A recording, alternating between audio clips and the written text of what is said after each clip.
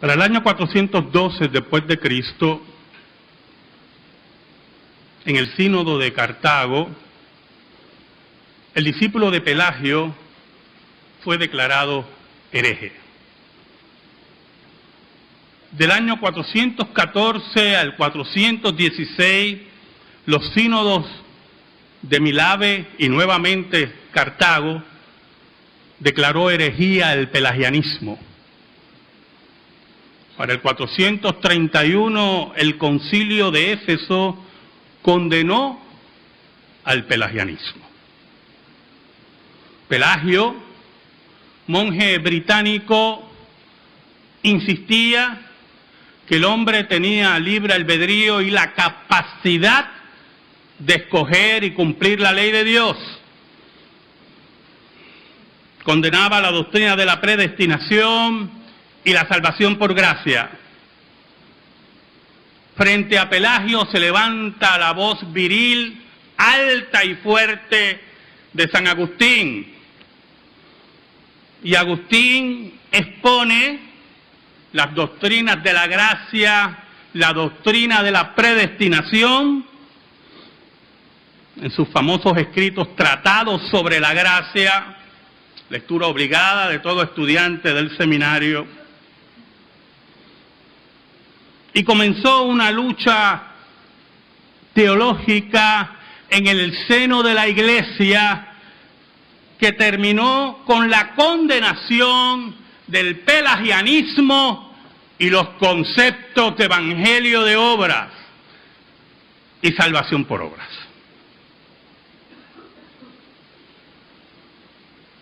¿Qué ocurrió? ¿Qué pasó?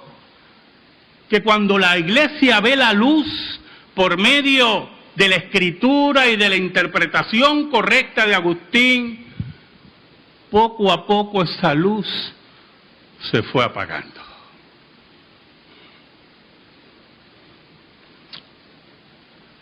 Quiero que volvamos a la lectura de la liturgia, Romanos 8, del 28 en adelante.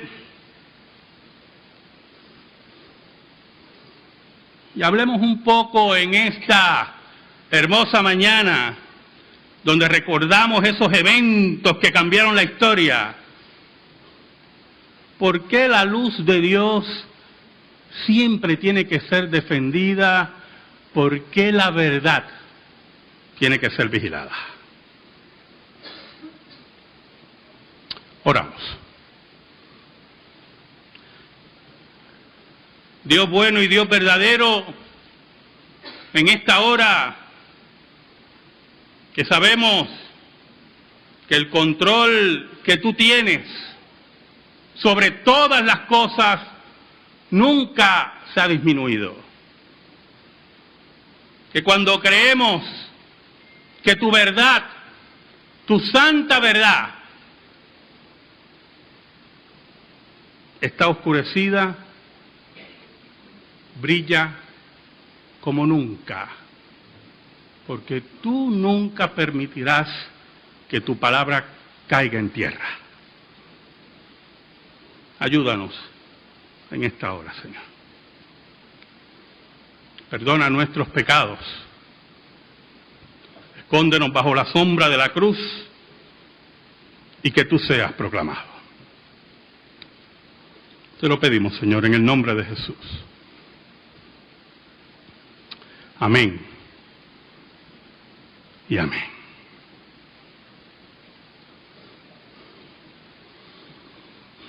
Los reformadores entendían muy bien los concilios que yo acabo de mencionar. No solamente entendían muy bien los concilios, sino también entendían la fuente de los concilios. Esa fuente, esa verdad que emanaba de la palabra de Dios. Entendían que la dirección de los concilios era correcta y era parte de la ortodoxia histórica de la Iglesia. Pero ¿qué ocurre, hermano? Hay una frase muy famosa, ¿verdad? entre nosotros, los puertorriqueños, que la aplican mucho los puertorriqueños, ¿oyó? Y algunas veces llega ahí, a la presencia de la iglesia, el que hizo la ley. Mire cómo la completan. Hizo la trampa. Y poco a poco Roma fue oscureciendo los concilios y añadía confesiones a sacerdotes y añadía purgatorios y añadía misa para los muertos y añadía obras de santidad según los preceptos y dogmas de hombre de Roma. Y poco a poco, la luz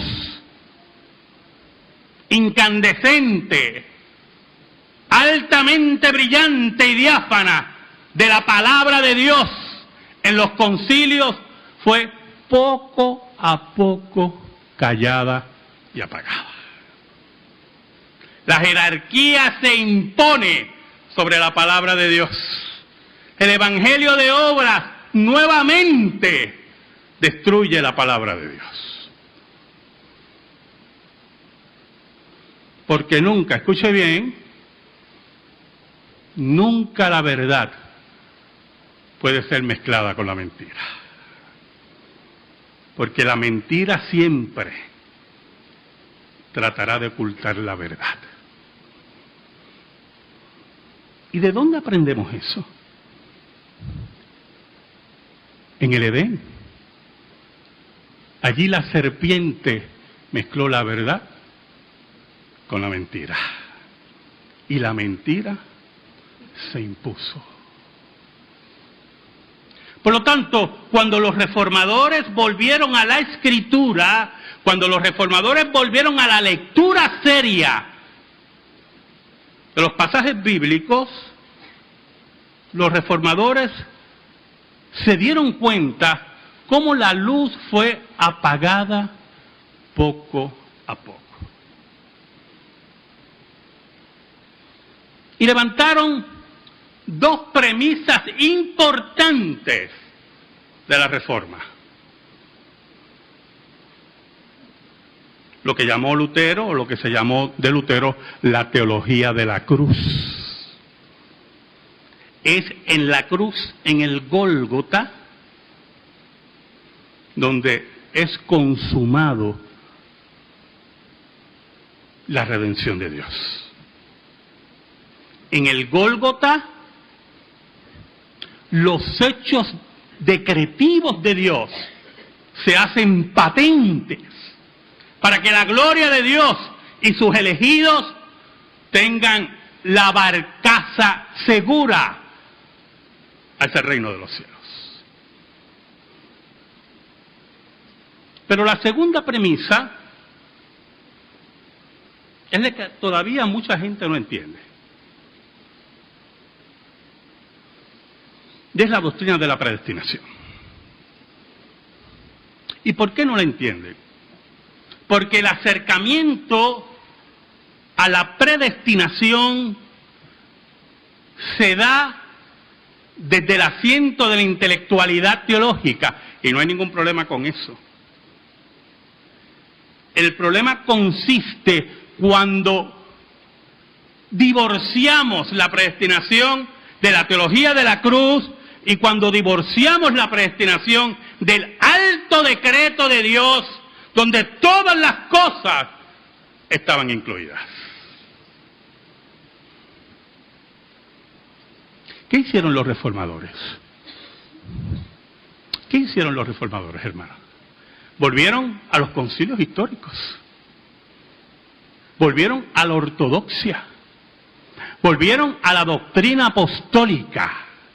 Pero Roma se resistía porque había construido ya un andamiaje que le producía esclavitud sobre Europa y dinero continuo mediante reliquias y mediante misa por los muertos.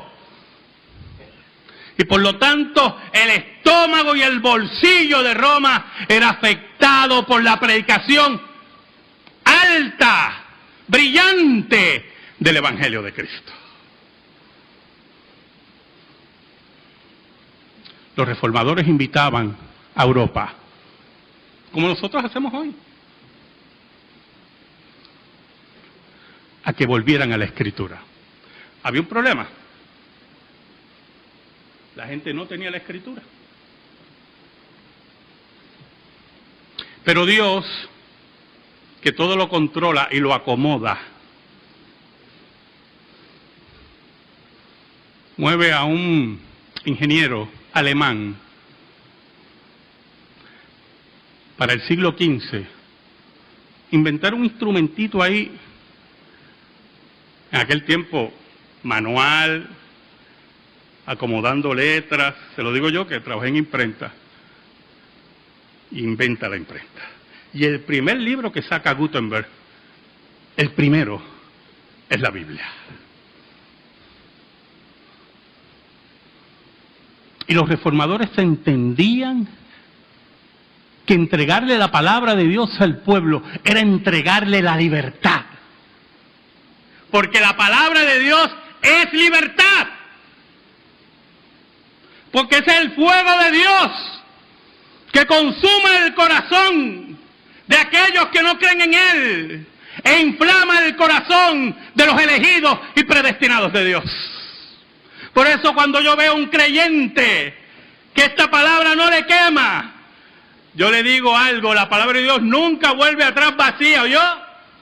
Y algunas veces cuando usted oye eso por ahí, la gente siempre piensa en salvación y ese es el grave error, porque no piensan como reformados, no piensan como dice la Escritura. La palabra de Dios tiene dos vertientes, una para salvación y otra para condenación. Nunca se queda sin fruto. La palabra de Dios, por mediante el Espíritu de Dios, llena el infierno y llena el cielo. Por eso, cuando nos acercamos a Romanos, cuando Lutero se acercó a Romanos, cuando Calvino y los reformadores se acercaban a Romanos, veían en estos pasajes esas grandes verdades. Versículo 28 nos dice, y sabemos que a los que aman a Dios, todas las cosas le ayudan a bien. Esto es, a los que conforme a su propósito son llamados. Y es muy importante la aclaración del apóstol Pablo, ¿yo? Si usted va por ahí, hace una encuesta, aquí, vaya a la urbanización de allá al frente, y pregunte, ¿usted ama a Dios? Una encuestita, boba de esa. Ofrezcan $1 por la contestación, para que le abran la puerta. ¿Usted ama a Dios? El 90% le va a decir que ama a Dios. Vamos a conceder el 10% de los ateos y locos.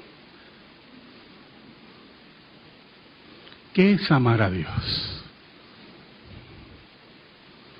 Porque usted está aquí, ¿usted cree que ama a Dios? Si usted está aquí porque Dios lo trajo. ¿Qué es amar a Dios? Ese amor que nos habla el apóstol Pablo, ese amor sincero que surge del Espíritu de Dios, que ha sido derramado en nuestros corazones por el Espíritu de Dios, como dice Pablo, solamente ocurre en aquellos los cuales son llamados según su propósito.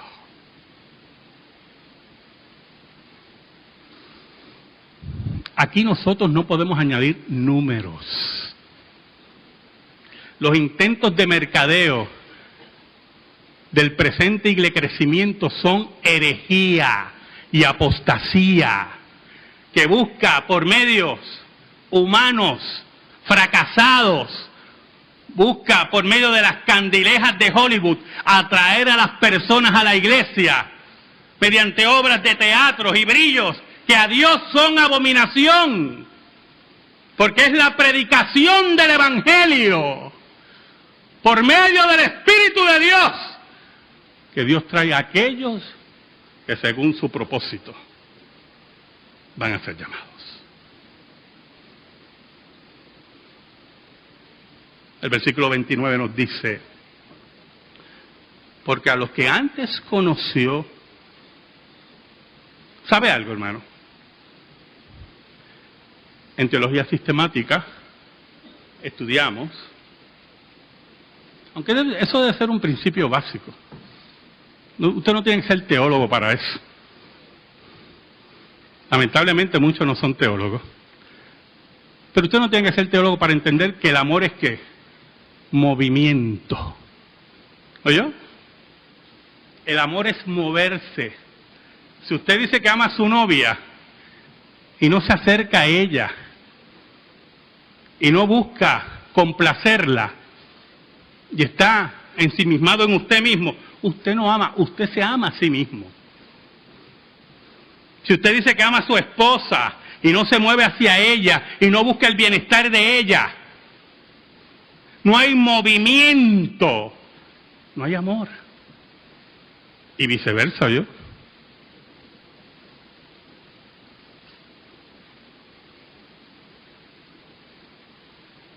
Si usted dice que ama a su hijo y no busca que tenga las mejores oportunidades y no busca curarlo cuando esté herido y no busca sanarlo y consolarlo cuando la lágrima aparece en sus ojos, usted no lo ama. Por lo tanto, el primer movimiento de amor que nos dice la Escritura en la historia y fuera de la historia fue de parte de Dios para los suyos. Él es nuestro modelo, porque a los que antes conoció, los que antes amó, aquel que Él se mueve hacia ellos, como nos decían los reformadores y Agustín y el apóstol Pablo, también los predestinó para que fuesen hechos conforme a la imagen de su Hijo, para que Él sea el primogénito entre muchos hermanos. Ese que se mueve en amor, entregando a su Hijo, es aquel que asegura, que determina, que sella la salvación de los suyos. Es aquel que no permite que ninguna mentira, que ningún error se acerque a los suyos. Es aquel que cuida constantemente la salvación de los predestinados. Es la paz que nos da Dios. Es el confort que nos da Dios. Es la alegría que nos da Dios. Porque no hay mayor alegría saber que estamos en las manos de Dios y nadie nos puede arrebatar de ella. Entonces, el apóstol Pablo, en una forma magistral, nos habla del orden de la salvación. Menciona partes de ese orden de la salvación. En versículo 30 nos dice: y a los que predestinó, a estos también llamó, y a los que llamó, a estos también justificó, y a los que justificó, a estos también glorificó. Y la enseñanza del apóstol Pablo y de los reformadores es que el control de Dios en la salvación estaba desde la eternidad hasta la eternidad. Nada está puesto al azar aquí. Nada está puesto perdido. Dios tiene el control de todas las cosas. Los reformadores, cuando enseñaban estas verdades, volvían a los concilios ortodoxos, volvían al apóstol Pablo, y por eso insistían los reformadores que ellos no habían creado, ni venían a crear otra iglesia, sino que buscaban reformar a la iglesia para que volvieran a sus raíces ortodoxas. Pero lamentablemente, con la iglesia que se encontraron, y voy a usar las palabras de Lutero, ¿verdad? Lutero era un hombre, aún en su profundidad teológica, con el dominio que tenía de los idiomas originales y de otras lenguas y de la teología histórica, Porque Lutero, cuando debatía, era sin notas, ¿oyó? No como yo, que tengo dos o tres notitas, ¿oyó? Se paraba en los debates sin notas, con su memoria. Ese Lutero es el que nos llevaba y nos enseñaba que ese orden de salvación nadie lo puede trastocar. Entonces el apóstol Pablo hace una pregunta retórica y bastante lógica, que le entendieron los reformadores muy bien. ¿Qué pues diremos? ¿Qué pues diremos a esto? Si Dios es por nosotros, ¿quién contra nosotros? ¿Sabe? Una vez yo vi un automóvil que decía, dando a entender que no iba a tener accidentes, porque si Dios es con nosotros, ¿quién contra nosotros? Ese era el pegadizo, o como dicen en Castilla la Vieja, ¿verdad? El bumper sticker. Y yo pensaba en Pablo, que le cortaron la cabeza, en Pedro, que fue crucificado boca abajo, en todos los mártires de la Reforma que morían en hogueras. Porque cuando usted aplica la palabra de Dios en forma equivocada y mentirosa, los resultados van a ser contrarios a lo que dice la palabra de Dios. Añade el apóstol Pablo, el que no escatimó ni a su propio Hijo, sino que lo entregó por todos nosotros, ¿cómo no nos dará también con Él todas las cosas? Mire la lógica, el cuestionamiento retórico del apóstol Pablo, en el cual si Dios estableció la garantía que fue su propio Hijo, ¿cómo no es capaz nuestro Dios, que entregó a su propio Hijo? ¿Cómo no es capaz nuestro Dios que nos entregue todas las cosas? El versículo 33, las preguntas van nuevamente. ¿Quién acusará a los escogidos de Dios? Piensa, hermano, el Dios que se movió y nos amó, que nos predestinó en la eternidad, que estableció el orden de salvación, que garantizó nuestra salvación entregando a su propio Hijo. La pregunta lógica es, ¿quién acusará a los escogidos de Dios? ¿Quién tiene el atrevimiento de presentarse ante Dios? Y añade el apóstol Pablo, Dios es el que justifica. ¿Sabe? Mi mamá tenía un sistema de crianza muy interesante. Me prohibía algo, cualquier cosa, y yo le preguntaba por qué. Y ella me decía, porque a mí me da la gana.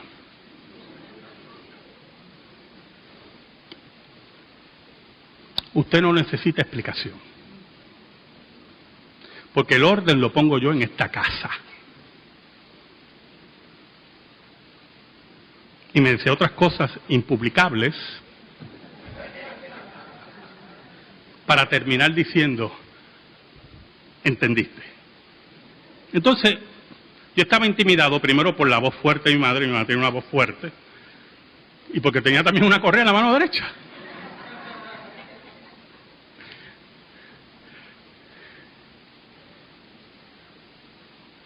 ¿Sabe, hermano? Si Dios es el que justifica, ¿quién viene aquí a cuestionar? ¿Quiénes son los papas y los cardenales con su misa por los muertos y santos muertos, que vengan a justificar una salvación por obra, cuando Dios es el que justifica.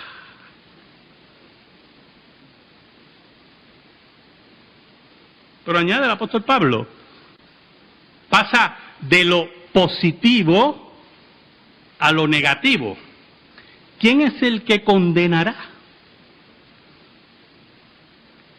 ¿Sabe algo?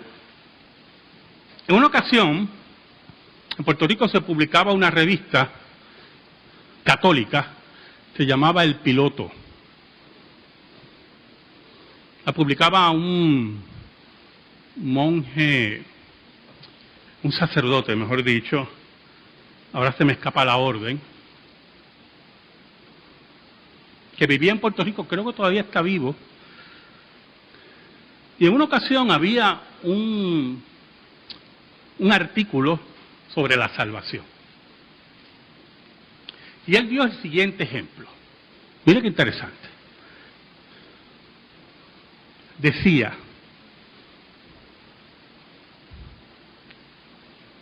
si tu papá te da, creo que esa era la idea, bueno, sé que era la idea, pero no las cantidades exactas, si tu papá te da $90 para una bicicleta, que cuesta 100, y tú das 10,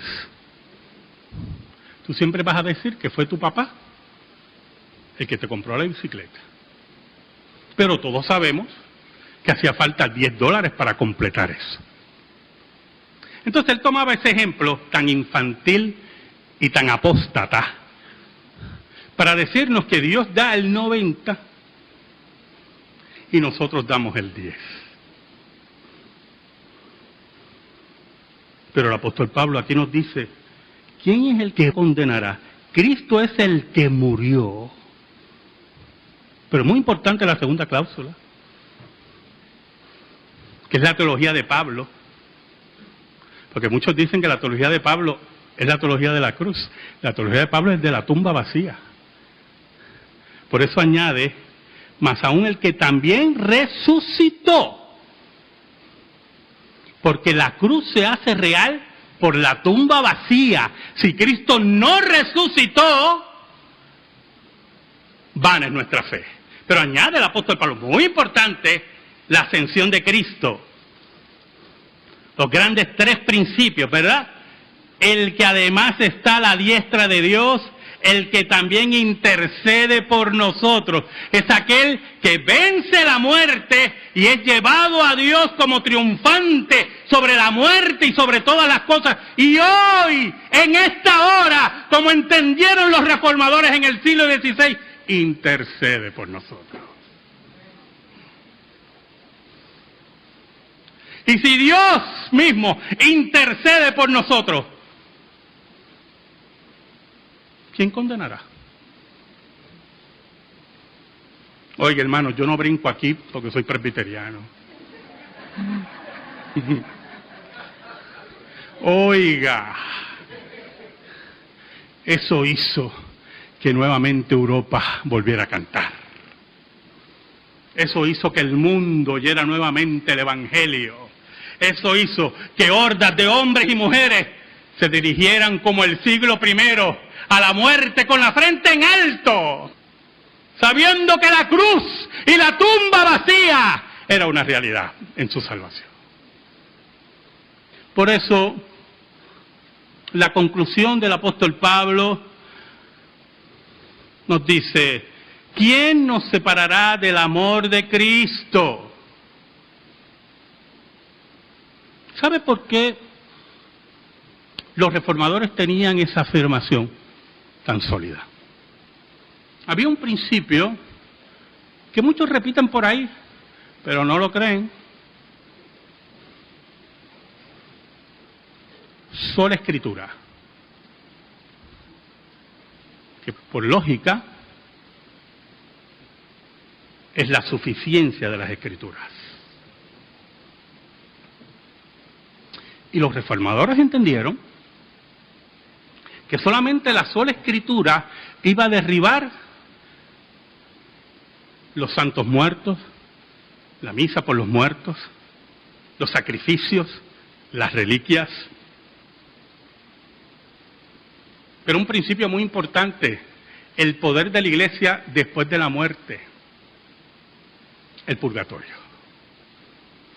Porque no solamente la iglesia afirmaba que tenía poder de salvación en esta vida, sino que también poder de salvación después de la muerte en el purgatorio.